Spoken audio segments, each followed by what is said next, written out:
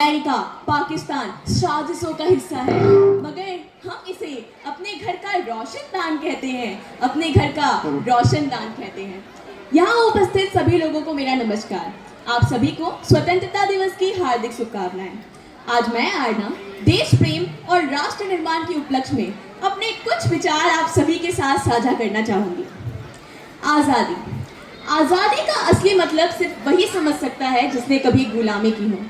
हम सौभाग्यशाली हैं कि हमने स्वतंत्र भारत में जन्म लिया। यूं तो आज़ादी की लौ 1857 में ही चल चुकी थी, जो मशाल बनकर 1947 में हमारे भारत को आज़ाद कराई। प्राचीन, मध्यकालीन और वर्तमान भारत के उदाहरणों से मैं ये स्पष्ट करना चाहूंगी कि जब हम फिरंगियों के फेरे में फंस गए थे, तब रंग दे बसंती चोला की एक आवाज पर टोलों के टोले उमड़ाते थे। वंदे मातरम के नारों से खून में आने वाला 5-5 डिग्री का तूफान अंग्रेजी शासकों की जड़ों में तूफान ला देता था। लोग मर जाते थे, मिट जाते थे, फांसी चढ़ जाते थे, तो भी वह अपनी देशभक्ति साबित कर रहे होते थे, क्योंकि यह उस दौर की देशभक्ति की कसौटी थी। उसके बाद 62, 65 और 61 की युद्धों में अपना सुहाग गवा देने वाली औरत, जब घर के हालात ये हो जाया करते थे कि प्यार भी भरपूर गया, मांग का सिंदूर गया, नन्हे नौनी हालों की लंगोटियां चली गई, छोटे छोटे बेटियों की चोटियां चली गई, बाप की कमाई गई, भाई की पढ़ाई गई, ऐसा एक विस्फोट हुआ, पता ही चला नहीं, पूरे जिस्म की तो गई, बेटियां ही चली गई।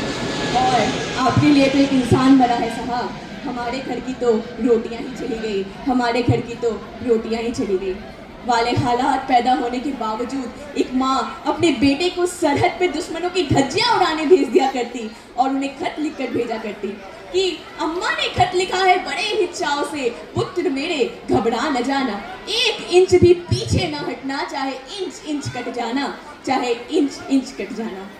इस तरह पूरा परिवार अपनी देशभक्ति साबित कर रहा होता था। उस वक्त देश बलिदान मांगता था, उस वक्त देश लड़ जाने को कहता था, उस वक्त देश मर जाने को, मिट जाने को, फांसी चढ़ जाने को कहता था। परंतु आज देश लड़ जाने को नहीं कहता, आज देश मर जाने को, मिट जाने को, फांसी चढ़ जाने को नहीं कहता। किंतु मेरे विचारों में तो यदि कोई व्यक्ति अपना काम पूरी ईमानदारी, पूरी लगन और पूरी मेहनत से करता है ना, तो वही एक सच्चा देशभक्त है। मैं नहीं मानती कि व्हाट्सएप और फेसबुक की डीपी को 3 रंग में रंगना देशभक्ति है। और यदि आप कहेंगे कि साल में 2 बार हाथों में तिरंगा पकड़ना देशभक्ति है, तो मैं पूछना चाहूंगी कि फुटपाथ पे खड़ा वो बच्चा ट्रैफिक की छांव में नंगे पांव में जब तिरंगे बेच रहा होता है, तो क्या आप उसे देशभक्ति कहेंगे? ये देशभक्ति नहीं, उसके पेट की भूख की शक्ति है जो उसे ऐसा करने पे मजबूर करती है। क्योंकि ना मस्जिद को जानते हैं, ना शिवालों को जानते हैं, ना मस्जिद को जानते हैं, ना शिवालों को जानते हैं। जो पेट के भूखे होते हैं ना, वो सिर्फ भोजन के निवालों को जानते हैं, वो सिर्फ भोजन के निवालों को जानते हैं। देश के लिए समर्पण का भाव है देशभक्ति, और हर देशद्रोही के जीवन में आने वाला तूफान है हमारी सच्ची देशभक्ति, ताकि हर देशद्रोही ये समझ सके कि अगर तू परिंदा है तो ये आसमान तेरा है, अगर तू दरिंदा है ये शमशान तेरा है, भाईचारे से रहना है तो रह इस जमीन पे, वरना ये कब्र तेरी है और ये कब्रिस्तान पे तेरा है, और ये कब्रिस्तान भी तेरा है। लेकिन एक देश चोरी से ज्यादा देशभक्ति तब बाहत होती है जब एक बूढ़ा बेटा अपनी बूढ़ी माँ बाप को वृद्धाश्रम की चौखट पे छोड़ आता है। आज के इस दौर में वो युवा जिनके ऊपर जिम्मेदारी थी अपने देश, अपने समाज, अपने राष्ट्र की आशाओं को बांधे रखने की, आज वही युवा 4x4 इंच की छोटी सी स्क्रीन पे अपनी घर्षण मात्र से अपनी भावनाओं की इमोजियां भेज रहा है। कड़ा उठती है वो देशभक्ति जब हम मुसीबत में पड़े लोगों की जान बचाने से ज्यादा उनकी सेल्फी लेकर लाइक्स बढ़ाने में पड़े रहते हैं। हम ना एक ऐसे समाज में जीते हैं जहां पत्थर की मूरत को लगते हैं 56 भोग और भूखे नंगे तड़पते सो जाते हैं लोग, भूखे नंगे तड़पते सो जाते हैं लोग।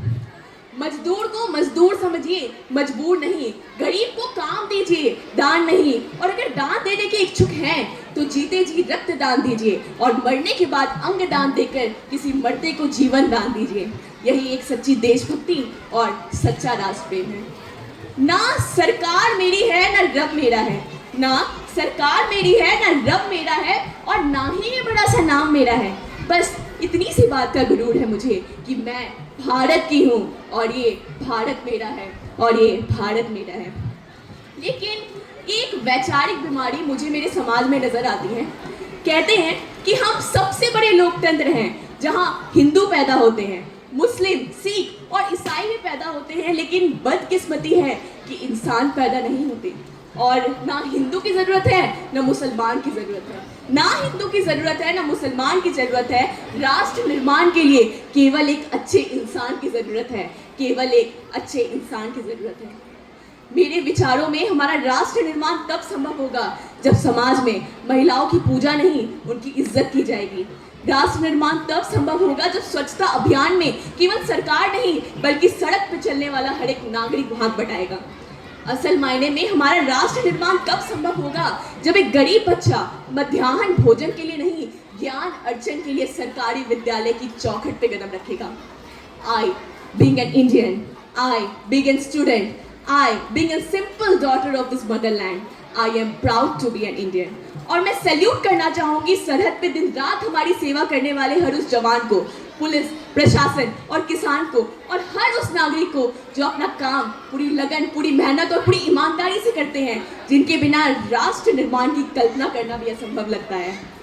आज इस मंच पे पूरी जिम्मेदारी के साथ मैं भारत की बेटी ये कहना चाहूंगी कि हमारा राष्ट्र निर्माण तब संभव होगा जब हम सब मिलकर प्रयास करेंगे। अंत में मैं सिर्फ इतना कहना चाहूंगी, मेरा भारत महान था, महान है और महान रहेगा। होगा हौसला सबके दिलों में बुलंद तो एक दिन पाकिस्तान भी जय हिंद कहेगा। और सिर्फ पाकिस्तानी क्यों, पूरा संसार जय हिंद करेगा, क्योंकि सारे जहां से अच्छा हिंदुस्तान हमारा। जय हिंद, जय भारत। धन्यवाद।